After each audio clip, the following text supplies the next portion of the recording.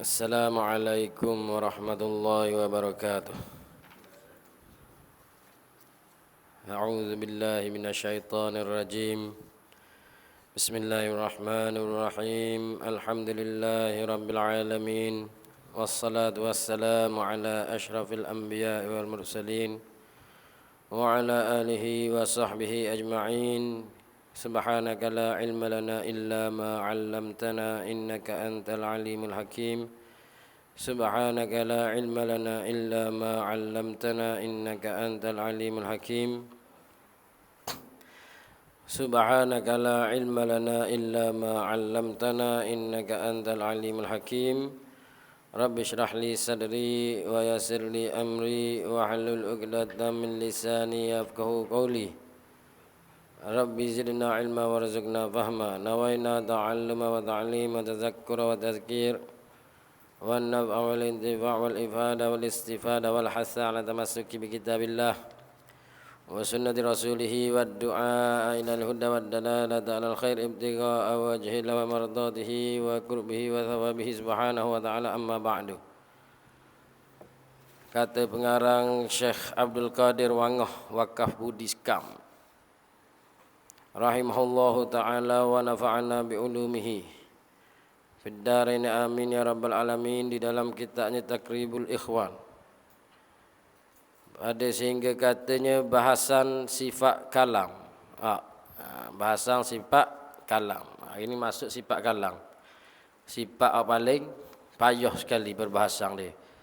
Nah, sebab itulah salah satu daripada nama ilmu tauhid ilmu kalam.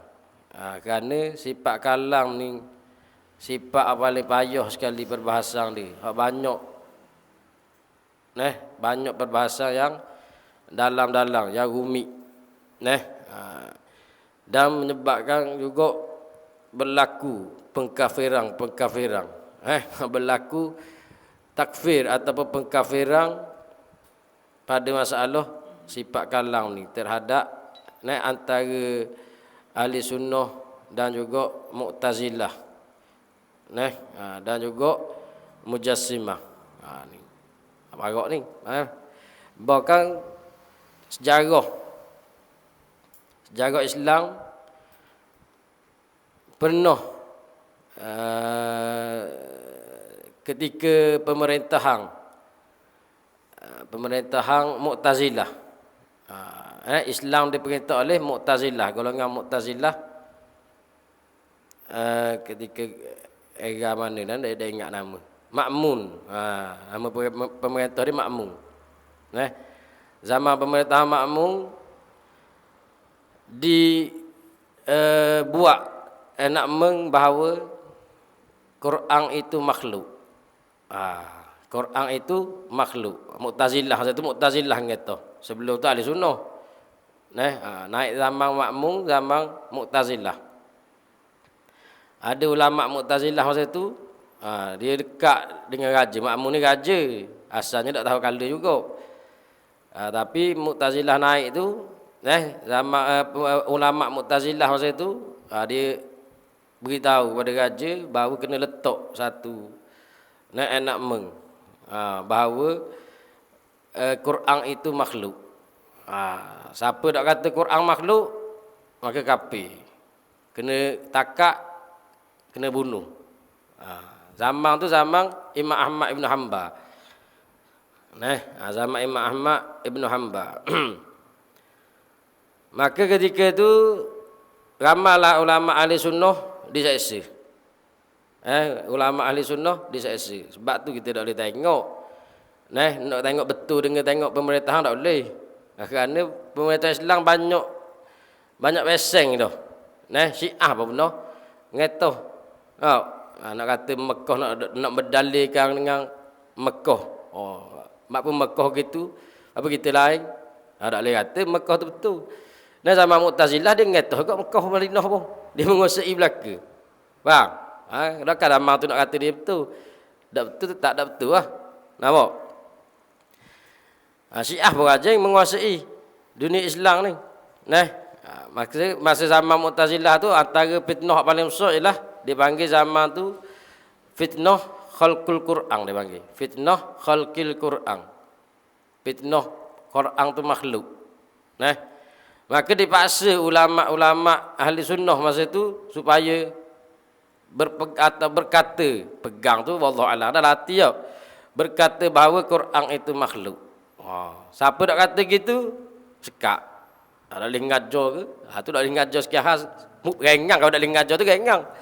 Nah, siapa nak kata gitu kena takak, kena seksa. Dan hak paling teruk kena bunuh. Nah, sehingga beberapa generasi makmum ni, anak dia, anak-anak dia, cucu dia dan sebagainya. Nah, sehinggalah Imam Ahmad Ibn Hanbal ketika tu. Imam Syafi'i dia duduk kala dia berlaku ni di Iraq kalau tak silap. Di Iraq. Nah, di Iraq. Maka ketika itu Imam Ahmad Ibn Hanbal duduk di Iraq dan dipanggil Imam Ahmad Ibn Hanbal, suruh kata, asalnya Imam Ahmad tu dia berdebat dengan hak Toseh Mu'tazilah tu, hak suruh buat enakmen tu, kalah hak tu. Nah, bila kalah hak tu dia dipaksa juga Imam Ahmad Ibn Hanbal, gitulah lebih kurang cerita dia, supaya kata bahawa Quran itu makhluk. Quran ni Quran kita baca ni. Quran tu, kata Quran tu, Quran tu. Quran tu kata disuruh kata Quran tu makhluk. Bukan kalamullah. Nah, maka Imam Ahmad Ibn Hanbal ketika itu diseksa teruk. Ditakak, dikatok sehingga dalam kisah tersebut sehingga terputus tali seluar Imam Ahmad Ibn Hanbal. Kena ikat, kena katok. Kena katok sehingga terputus seluar. Tali seluar tu nak telorah tali tu. Orang ramai saksi belaka ni. Orang ramai saksi tengok tangan mah daripada langit turun pegang seluar Imam Ahmad Ibn Hanbal. Karamah dia masa tu. Dan Imam Ahmad Ibn Hanbal di penjara berapa bulan ke beberapa tahun, tak ingat. 2 tahun gitulah ataupun 2 bulan, tak ingat. Kena seksa dalam penjara tu. Sehinggalah matinya pemimpin. Ketika tu mati pemimpin, tukar pemimpin lain. Mati pula pemimpin, tukar Imam Ahmad dibebaskan. Kemudian naik pemimpin lain pun masih lagi berpegang dengan pahaman Quran makhluk. Maka dia tak puas hati lagi, naik pemimpin baru tak puas hati, cari pula Imam Ahmad lagi. Cari pula Imam Ahmad sekali lagi. Dia bebas dah, cari pula sekali lagi. Dan ketika inilah juga Imam Syafi'i atau orang supaya ambil pakaian Imam Ahmad tu, buat tabarruk. Tu Imam Syafi'i. Atau orang ke Basrah, atau anak buah dia ke Basrah, ke Iraq, suruh minta jumpa dengan Imam Ahmad, minta pakaian Imam Ahmad ketika dalam jaga tu. Minta nak ambil, nak tabarruk, ambil berkat dengan Imam Ahmad. Padahal Imam Ahmad ni anak murid Imam Syafi'i. Imam Ahmad anak murid Imam Syafi'i. Nak kata hebatnya Imam Ahmad masa tu. Dan nak kata boleh tabarruk, tak ada masalah, ambil berkat. Bahkan buat berobat pula. Imam Syafi'i dalam riwayat tu kata buat berobat pula dengan pakaian Imam Ahmad tu. Itu tak apalah. Kemudian carilah naik pemerintah lain pula, Mu'tazilah lagi, cari pula Imam Ahmad sekali lagi, tak puas hati. Tak puas hati, nak takak pula kali lagi ni. Tapi Imam Ahmad nusuk dah masa tu, lari. Lari. Tak jumpa cari, dia jumpa seorang ulama hadis juga, iaitu Imam Ahmad juga nama. Tapi Imam Ahmad Al-Marwazi. Kawan kepada Imam Ahmad Ibn Hanbal ni. Imam Ahmad Ibn Hanbal, kawan dia. Dia ni dia suruh kata juga Quran itu makhluk. Tak kata juga. Quran itu makhluk. Maka Imam Ahmad Al-Marwazi ni bukan kena seksa dah, kena bacung kepala tu. Kejang lagi ni. Kerak kepala. Kerak kepala, kepala tu digantung depan pintu gerbang. Kepala Imam Ahmad Al-Marwazi ni digantung Depan itu gerbang, pacok kepala tu. Nah, pacok kepala, lepas tu dia tulis pula.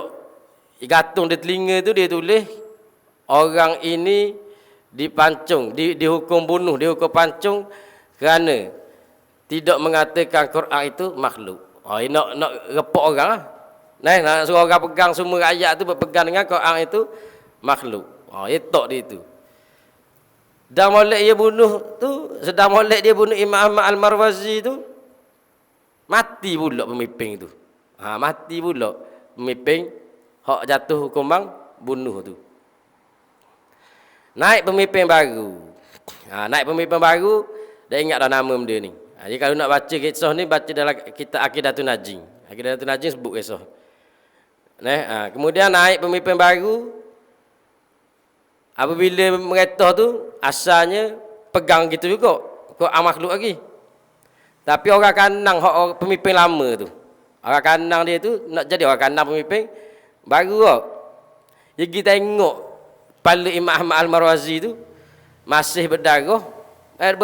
Beberapa hari dah duduk situ kepala. Masih berdarah, dah baca ayat Quran. Kepala tu baca ayat Quran. Karamah sekali lagi, karamah Imam Ahmad Al-Marwazi tu baca. Jadi orang kanang pemimpin hak hukum bunuh tu dia jadi pelik. Kalulah dia kata hak ni salah. Pegang Quran itu bukan makhluk tu salah. Maka mesti dah mayat buruk dah. Tapi ni dah segar molek lagi, kepala tu baca Quran pula, semua orang dengar. Semua orang dengar. Bang, maka dia pun pergi jumpa pemimpin baru, dia kata, tuanku, saya rasa, saya cakap bahasa raja aku. Tapi mudah faham gitulah. Kita rasa, hamba rasa ni macam selama ni salah kot sebab pemimpin baru ni abang ke adik ke anak gitulah kepada hak lama tu. Adik rasa tak silap. Kata abang tuanku ni salah rasa. Pegangan dia. Mana dalil kata salah? Cuba tengok tu. Kepala Syekh Ahmad tu duk ngaji Quran lagi tu. Sampai kelen ni duk ngaji lagi. Bila kita tengok sungguh tu, betul. Maka pemimpin hak baru ni, nama benda dah ingat nama dia tu. Tengoklah rujuk dalam Aqidatun Najin tu, kisah dia panjang sebut. Bila dia tengok itu, betul lah, barulah dia pun ubah balik asal mengikut enak mengasal, iaitu tak boleh kata Quran itu makhluk. Quran itu kalamullah yang qadim. Daripada pemerintah berapa 4 generasi kat rasa pemerintahan tu hak berlaku gitu. Barulah dipanggil balik Imam Ahmad Ibn Hanbal nak minta maaf, nak wi hadiah, tapi Imam Ahmad Ibn Hanbal dah ambil hadiah tu. Lagi dengan gitu. Atau kisah dia. Kisah paling berat tu antara fitnah dalam ilmu tauhid yang paling berat sejarah yang berlaku. Kisah benar tu, sejarah. Boleh tengok atrih tengok cari Google ke mana sejarah fitnah Quran makhluk. Fitnah Quran makhluk, khalqul Quran. Panjang kisah tu, dia terlibat Imam Ahmad Ibn Hanbal. Okey, sebab itulah antara ilmu tauhid ni nama dia ialah ilmu kalam. Kerana duk balah tu pasal bab kalam. Bab sifat kalam. Okey. Kerana bab sifat kalam ni sifat antara perbahasan yang paling payah. Sebab itulah dinamakan ilmu kalam. Kemudian dia kata dan setengah daripada sifat ma'ani itu kalam. Setengah daripada sifat ma'ani itu kalam. Benda mana kalam? Iaitu nama bagi satu perkara yang ada. Ia pada zatnya Ta'ala, pada zat Allah Ta'ala. Iaitu benda. Sifat lah. Perkara ni kena pada sifat yang ada. Sifat yang ada. Kita kata dah. Ada benda yang biasa jenis ada. Ni kalau tukar sini dia jadi semabur ni.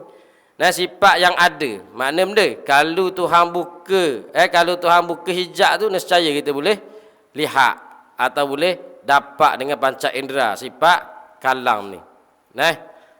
Ada pada mana? Ada pada zat Allah Ta'ala. Tu. Pada satu sifat yang ada. Ni nak cara sifat kalam ni kena set dapat dulu. Sekarang ni nak bincang bab sifat. Itu kau takut itu kau. Kerana itu kau itulah boleh jadi sesat tu. Nah. Dia gini je mudah. Orang awam ni, orang biasa-biasa ni kalau tak mampu untuk nak mendalami bab kalang ni bukan gini. Tuhan ada sifat kalang. Kalau tak ada sifat kalang tu, tak boleh cakap, tak bisu. Gitu. Di kita ni gitu. Di kita ni sifat kalang kita ni duduk mana? Duduk di hujung lidah ni. Sikit-sikit kerak lidah tu, bukan lidah tu sifat kalang. Ya ada orang ada lidah tapi tak boleh cakap kau, bisu. Bang, sifat tu hak ada dia tu di lawang dia bisu. Kalau tak ada dia tu orang panggil bisu. Faham? Bukan panggil senyap. Senyap kita pada sifat kalang ni ada belaka sifat kalang tapi tak cakap belaka. Faham? Kalang tu bukan kena pada bercakap tu, kena pada di sifat tu sekarang ni. Ada tak sifat kalang ni? Ada. Tapi cakap tak? Bunyi tak? Tak bunyi. Sifat tu ada tak? Ada lah. Duk standby je nak bunyi. Duk standby je nak bunyi. Sekarang ni ada ni duk di ujung lidah belaka. Faham? Ya kalau tak ada sifat kalang ni, tak cakap. Bisu-bisu. Faham? Bisu. Dia kelu lain. Bisu lain. Kelu ni, kadang kelu ada sifat kalang tapi tak boleh nak cakap masa tu. Sebab apa? Tahu kenapa atu? Allah kelu lidah. Tu kan ada sifat. Tanya cerita sedap sangat. Kita masa tu nampak atu tapi tak boleh nak cakap kelu. Dia boleh cakap. Dan lepas ada tu cerita ke orang tau. Tapi masa tu kelu. Tu ada sifat kalang tapi tak cakap. Dia beza dengan orang bisu. Orang bisu ni dia awal lagi dah dia dah cakap. Memang tak ada dah sifat kalang. Faham? Memang tak ada sifat kalang. Lidah tu alat saja. Macam penglihatan. Penglihatan sifat tu hok duduk di mata biasanya. Kadang-kadang ada juga orang ada mata tapi buta. Buta tu satu sifat. Hok ada dia penglihatan tu tak ada. Gitu juga bisu. Bisu ni satu sifat. Hok ada dia kalang tu tak ada. Gitu nampak? Tu. Nasihat dulu dah hafal bahawa kalang sini ialah sifat tu. Bukan perkataan bukan perkataan ni perkataan ni suku kira ni benda lain ni. Dia bukan sifat kalang tu. Hak sifat kalang hak kita nak bercara ni tu sifat kalau duduk di kita, duduk di ujung lidah tu. Tapi Tuhan tu bukan di ujung lidah. Tuhan tak ada lidah. Tuhan tidak beranggota. Ada di zat Tuhan tu. Faham? Sifat tu. Set dah apa lagi tu. Faham? Makna kita orang awam ni etikot bahawa Tuhan tu ada sifat kalang. Sudah dulu. So bahas dalam-dalam. Gitu je. Dah lagi baca. Baca dah apa lah. Penting pegang gitu dulu. Pegang asah dia dulu tu. Dengar dia Tuhan berkata-kata. Gitu. Faham? Okey. Itu asah dia dulu. Kemudian dia kata, tengok. Bukanlah sifat kalang yang kita duduk bicara ini nama bagi berkata-kata. Tengok dia kata, bukan. Sebab dia buat mari lalu tu. Sebab apa? Takut orang salah faham dah di awal. Bukanlah sifat kalam yang kita duduk bicara ni, hak kita nak cara sekarang ni, bukanlah benda. Bukanlah nama bagi berkata-kata. Bukan nama berkata-kata. Dan bercakap sebagaimana disangkakan oleh orang-orang awam kita. Faham? Bukan kena, bila sebut sifat kalang tu bukan kena pada ni bercakap-cakap ni. Bukan. Bukan kena pada berkata-kata, bercakap-cakap ni. Hak tu perbuatan dah tu. Perbuatan dah tu. Dia bukan kena pada bercakap ni. Faham? Dia kena pada sifat tu. Sifat yang tidak berhuruf, tidak bersuara tu. Hak di kita ni berhuruf bersuara tau. Hak duduk di lidah ni. Hak tadi kata hak sifat kalang hak duduk di lidah tu. Ada huruf ada suara tau? Tak ada juga. Ada huruf ada suara hak duduk di lidah. Kerak lidah tu cek ada tak huruf ada suara? Tak ada huruf suara ni berkata-kata perkataan tu. Dia kata panggil mahasalah bimasdari. Tu pakai payah belaka tu. Tak apa asal cara tu. Asal cara tu. Ni memang balah bab ni siapa kala ni balah ni. Bukan sama fitnah tu je. Bakal ni balah lagi ni bab ni. Ni bukan buat ahli sunnah balah dengan ahli sunnah ni tak. Masalah sekarang ahli sunnah sama ahli sunnah balah. Pondok sama pondok balah bab ni. Kapi pun kapi kan pula. Tu bahaya tu. Nah, orang selik ni, orang kapi. Orang pegang jenis kalang gini kapi. Oish, bahaya. Nah, hak musuh, hak bukan ahli sunnah pening kepala dengar. Dia cakap bab benda pula budak-budak pondok. Tu. Nah, ni perbahasan sifat kalang ni. Nak kata kedalaman dia tu bahaya. Nah, bahaya. Tapi bukan makna tak payah belajar dalang, belajarlah sampai faham. Biar faham molek gitu. Dia kata bukan makna kalam tu dengan makna bukanlah dengan makna berkata-kata seperti mana orang faham sekaligus tu. Bukan. Kalau berkata-kata ni cakap ni cocok ni apa panggil berkata-kata. Faham? Kalam tu bukan ning. Bukan ning. Dia sifat tu. Sebab tu kita di awal lagi kita kata dia pegang molek, di sifat kalang ni pegang molek. Sebab kalau dalam bahasa Arab dia sama je. Kalang dengan makna sifat pun orang panggil kalang.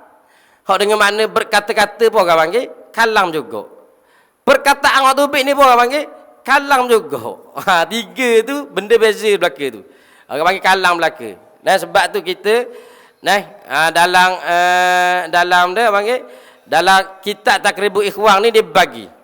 Ada perkata tu kena pada sifat tu, hak duduk di hujung lidah tu. Kemudian ada berkata-kata ni kena pada ta'alluq. Kemudian ada perkataan. Perkataan ni kena pada barang terhasil daripada berkata-kata tu. Gitu nah. Tengok dia kata, kalau begitu terjemahan. Kalau begitu terjemah yang tak membawa kepada semabur. Dengan demikian itu. Kalau begitu, gini, berhenti sikit. Kalau begitu. Terjemah yang tak semabur terjemah yang tak membawa kepada semabur dengan yang demikian itu. Yang demikian itu bahawa dikatakan perkata. Terjemah hak tambah wismabur. Kita terjemah kalam yang dengan makna sifat ni ialah perkata dalam bahasa Melayu. Sebab kalau dalam bahasa Arab kalam belaka. Kalam belaka. Dia orang pondok di balah mana? Di balah diterjemah ni. Terjemah ni. Setengah puak kata terjemah dengan perkata salah. Mana ada terjemah gitu. Setengah puak dia kata macam kita ni dia kata kena terjemah gitulah. Barulah tak semabur. Faham? Setengah buat tak berkata-kata. Ya marah. Sedangkan ayat dia sekarang ni dia ikut jalanan untuk guru dia, iaitu pada Mekah. Pada Mekah hari ni orang buat ho dia di Pulau Pinang. Di Pondok Baba Ridaudin. Wahhu pada Mekah. Tuan Bakuratul Amani tu. Beliau lah hak mula-mula menterjemahkan dengan ni sifat ma'ani dengan apa? Kerana nak membezakan antara sifat dengan ta'alluq. Kalau tukar sifat dengan ta'alluq, tu berat nanang. Tu jadi balah, jadi ke debat baru ni, tukar mendengar dengan pendengaran. Ini gabung habis pendengar orang dengar sama sepetula je.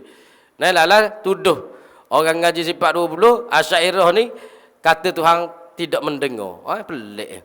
Tak ada kitab sebut gitu. Kita ngaji berkitab-kitab dah bertahun-tahun dah ngaji sifat 20 tak ada lagi dalam kitab sebut Tuhan tidak mendengar.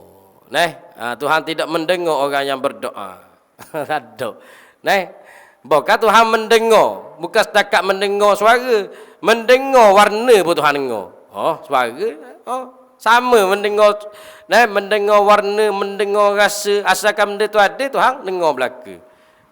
Apa jadi masalah gitu? Masalah timbul kerana tukar sifat dengan ta'alluq. Maka tak boleh tukar, kerana itulah pengarang ni, anak murid pada ni. Pada ni dia terjemah sifat tu, sifat-sifat ma'ani dengan apa belaka. Nak tambah tukar antara sifat dengan kerja sifat tu. Gitu.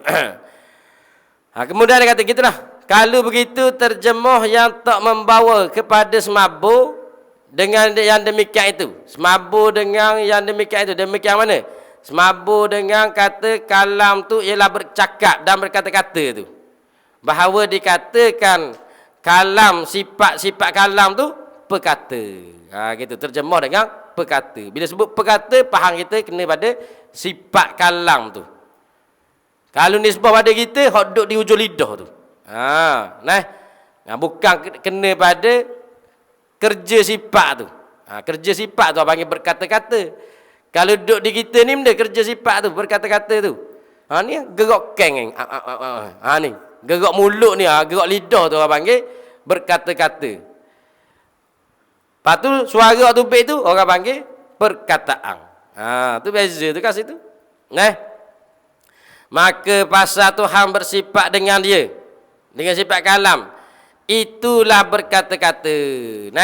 Maka pasal Tuhan bersifat dengan dia, itulah dengan perkata, itulah berkata-kata ia Tuhan dengan siapa-siapa yang ia kehendak. Bila Tuhan ada, kerana Tuhan ada sifat kalam tu lah Tuhan berkata-kata.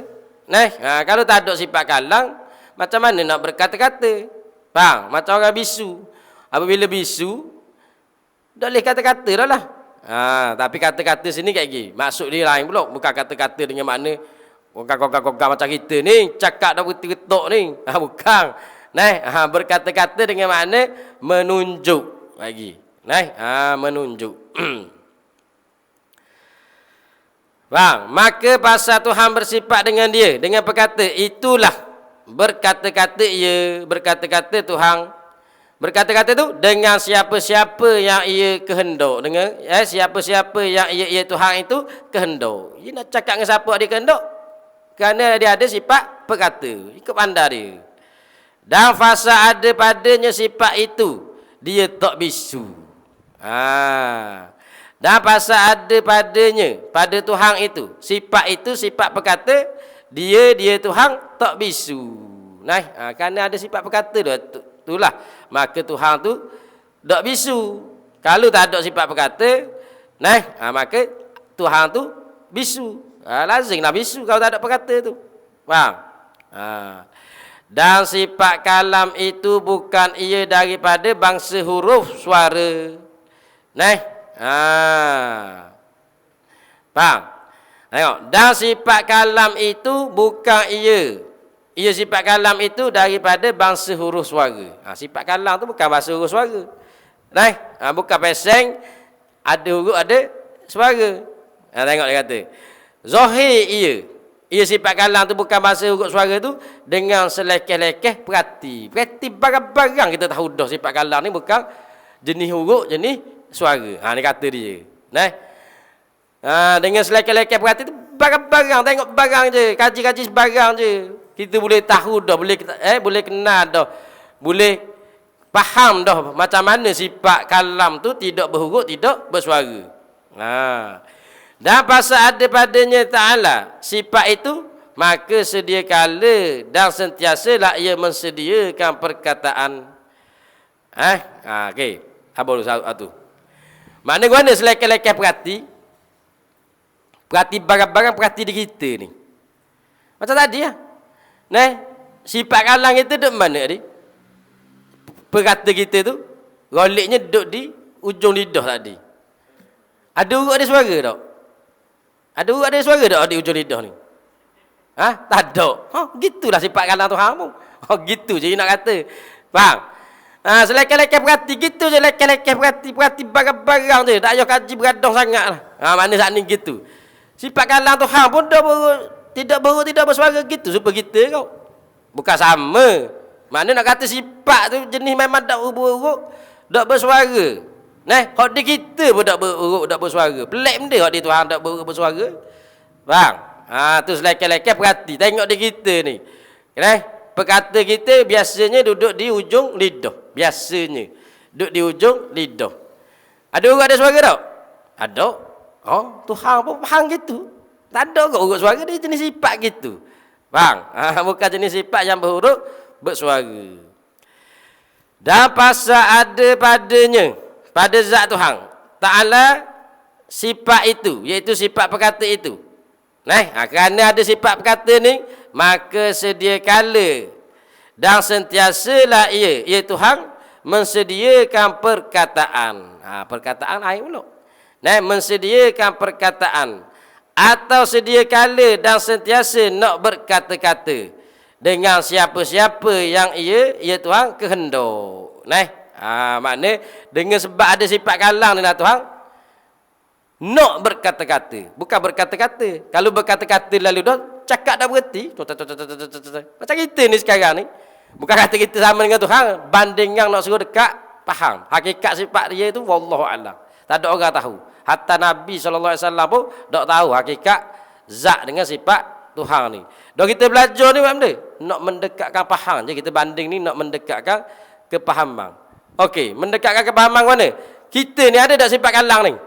Ada. Di ujung lidah tadi. Lepas tu cakap dalam ni. Tapi standby dah nak cakap. Ada belaka dah. Jadi tak imam ada dah nak cepat Fatihah mana lagi. Kalau tak ada lagi kagak. Faham? Kita nak baca kitab ni ada dah ni dalam kepala, dalam standby dah ni perkataan-perkataan nak tubik ni. Kalau tak tu orang panggil kaku. Orang panggil benda kelu nak tubik tau. Apa? Sebab tu orang panggil ceramah kan tau. Dak mari sini takut dak tubik sini debah, ya tubik tek pula sini luar. Apa? Standby dah tu standby perkataan tu orang panggil. Sedia perkataan-perkataan tu. Gitu. Faham? Bukanlah makna Tuhan tu standby tek gitu, dak. Faham gitu kan tak? Kepahaman tu lebih kurang gitu. Makna bukan sifat tu perkataan. Tapi dengan ada sifat tu lah, ada dah perkataan, cadang dah perkataan-perkataan nak cakap dengan siapa kita cakap.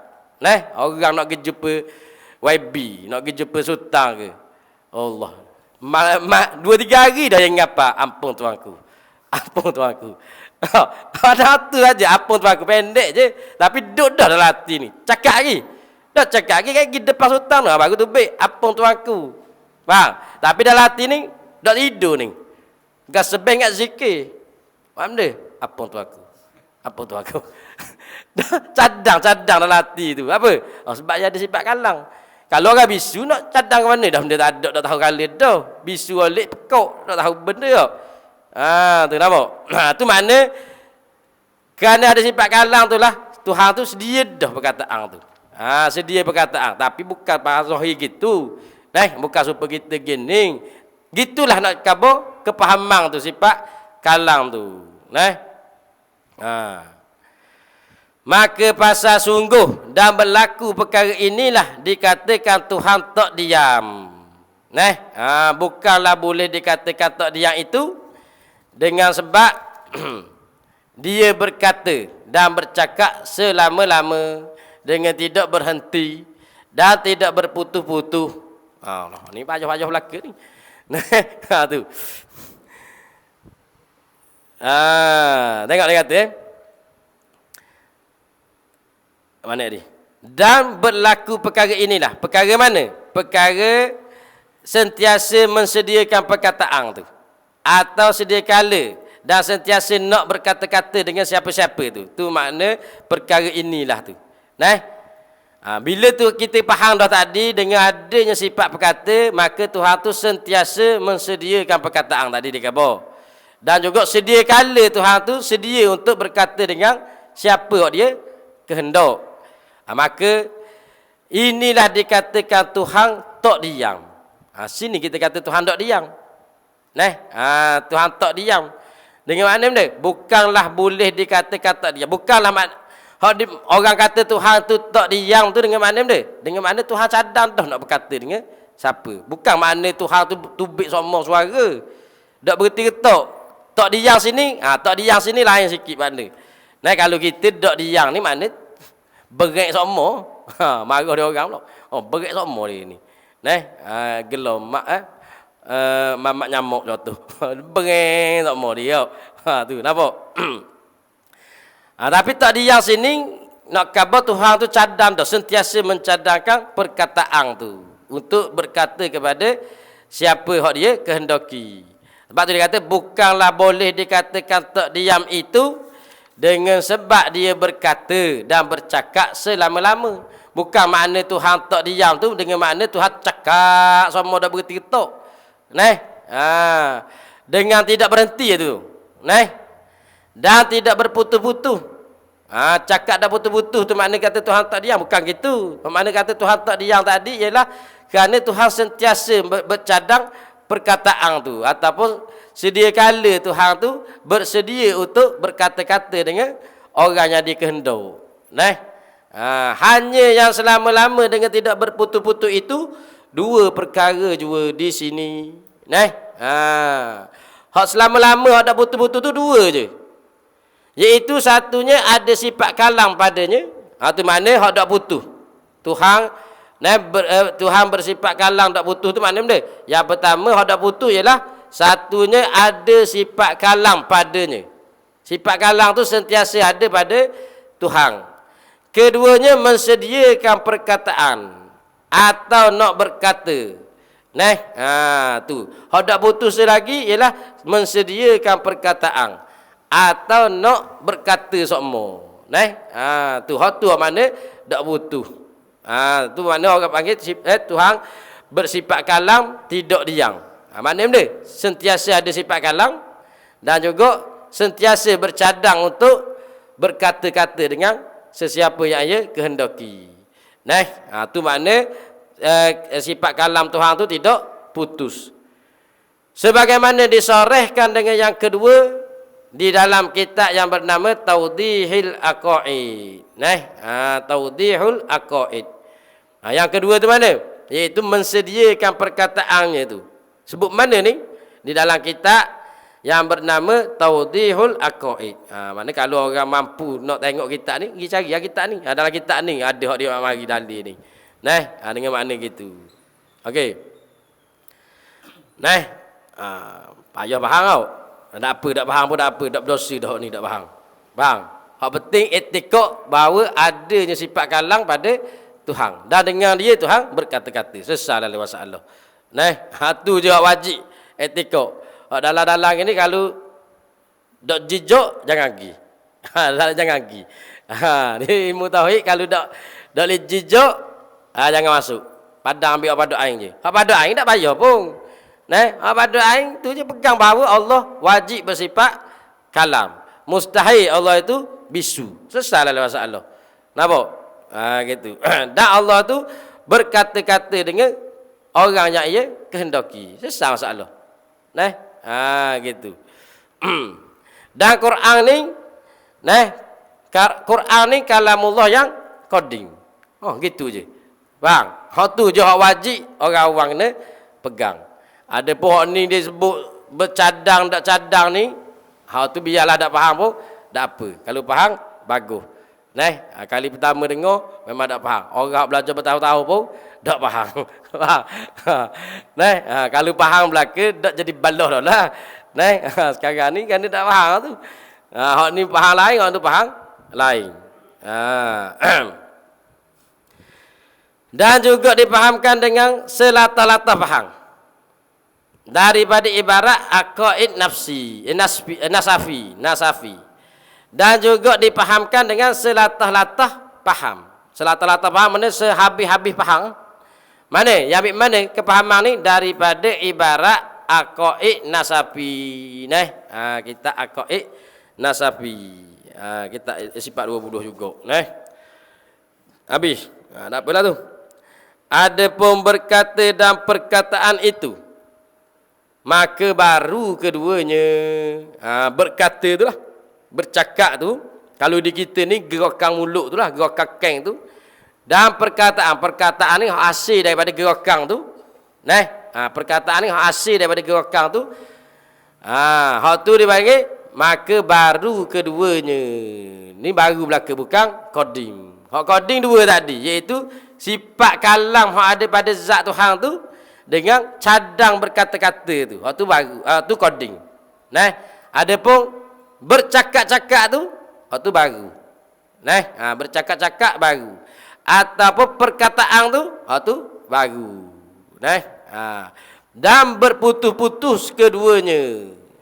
Dan bercakap-cakap pun berputus-putus.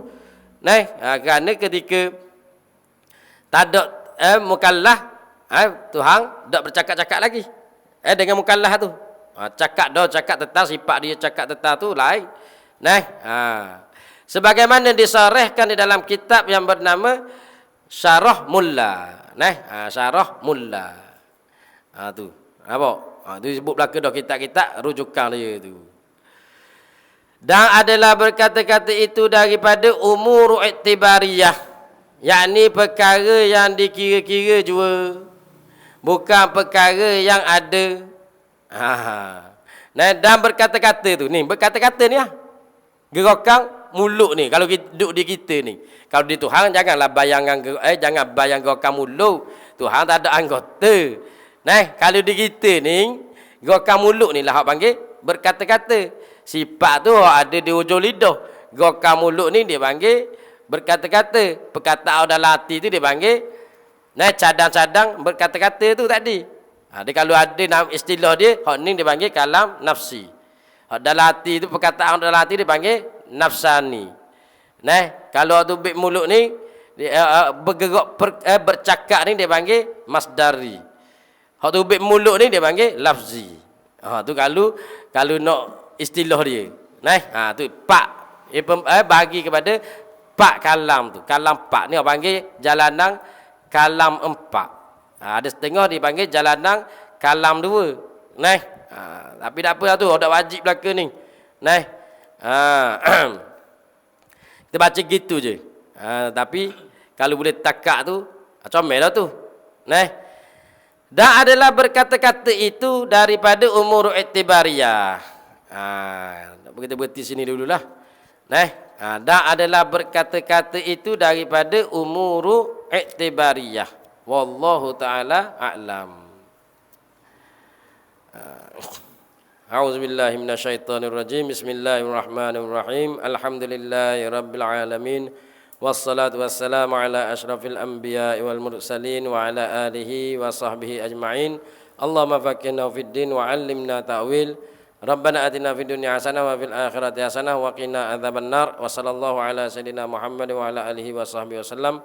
Walhamdulillahirabbil alamin. Assalamualaikum warahmatullahi wabarakatuh.